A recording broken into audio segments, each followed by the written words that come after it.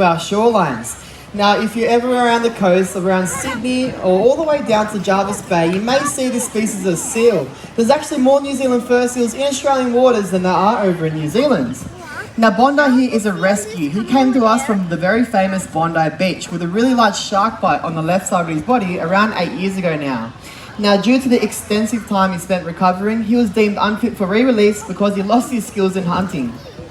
Now, believe it or not, we all share something in common with Bondi here. Have a look at your hands. Alright, now let's check out Bondi's front flippers.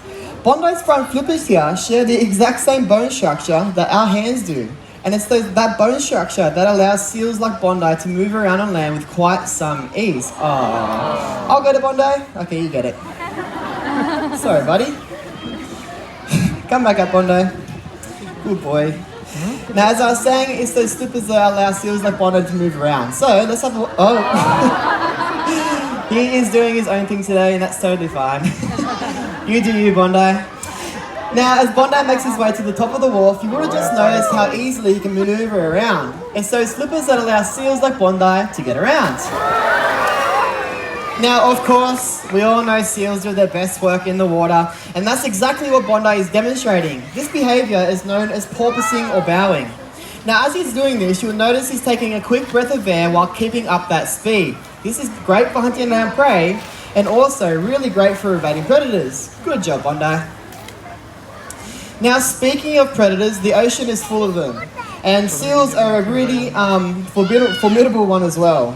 But speaking of predators, Bondi knows one all too well, but it's quite misunderstood but extremely important to a healthy ocean.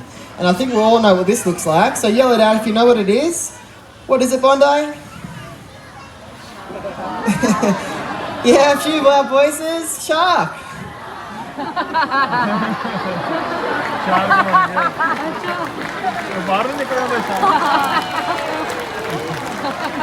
Oh, such a good job, Bon.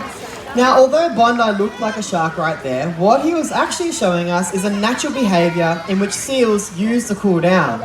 Fur seals like Bondi, as you can see, they got really thick fur. They got 2 coats, but those flippers have no fur in them at all, and that's how they cool down on a hot summer's day. They'll stick that flipper out, get a cool sea breeze, and pump the warm blood back through their body, cooling the rest of his body down. Now, Bondi's flippers are also extremely powerful. At the moment, he's weighing in at around 83 kilograms. And he can actually support his entire body weight on those flippers alone. Can't you, buddy? Good job. That's when you were supposed to do that part. Well, Bondi, you've done a great job starting us off today, but there's one thing left to do. This big baby boy. Oh, no, not that one, Bondi. That one. That's the one. Right. Good boy. We're going to make welcome 2 of our friends. This here is Pepper coming out with Keeper Ange. Thanks so much, Jake and Bondi. They did a great job starting us off this afternoon. Well done, guys.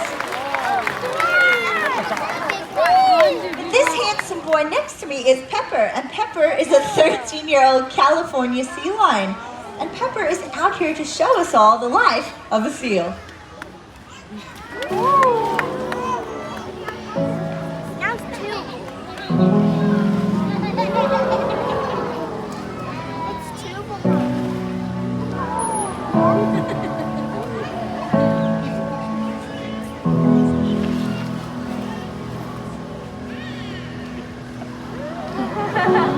There is a house built out of stone. Its walls never sound.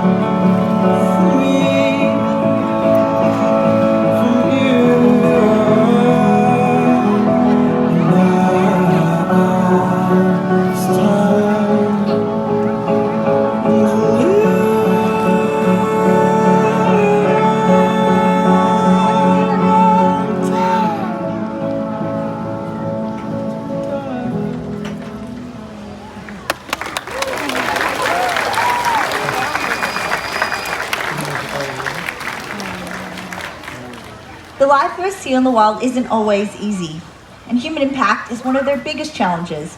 Pepper, you've done such a good job. Let's get you a big bucket of fish. You can give another clap if you like. He loves the applause. You might have noticed just how easily our seals can catch the fish that we throw to them. That's because their sensitive whiskers help them with their sense of touch. Have a closer look.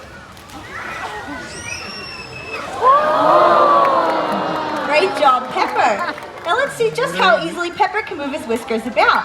On the count of 3, everyone yell whiskers and then stare at Pepper's face. 1, 2, 3. Good boy, Pep.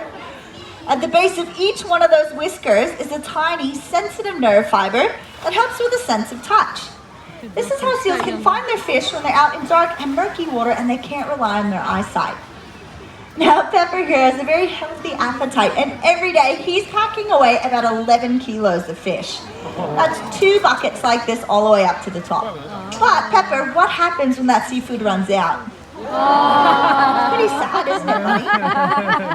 We've been overfishing our oceans, and it's been getting much harder for seals like Pepper to find food when out in the wild. Now, Pep, do you want to come on down next to me and we'll check the water for some fish? Let's have a quick look. That was a good look, Pepper. Did you see anything down there? Definitely not. Now, Pepper, is there something we can do to help, though? That's a big yes. Your choices matter. When out buying seafood, ask if they have MSC. The MSC fish tick you can see on the sign here is a guarantee that the seafood you're purchasing comes from a fishery that protects fish stocks, jobs, and the environment. So, ask for MSC. Thanks, Pepper, that's exactly right. And you'll be helping seals like Pepper here have a future. And that makes Pepper pretty happy, doesn't it? Where's your happy face?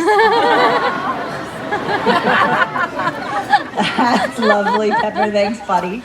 Now, Pep, you've done a great job. We're going to say goodbye. We're going to get you some more fish. But we're going to welcome back out on the stage Keeper Jake, and this time he's coming out with Diego. Thank you very much, Angie and Pepper. Didn't they do a great job? Yeah, good job, guys. Well, I'm out here with Diego. Diego is another one of our California sea lions, although he's a little bit younger, and we can tell that through his voice hasn't quite broken yet like Pepper's.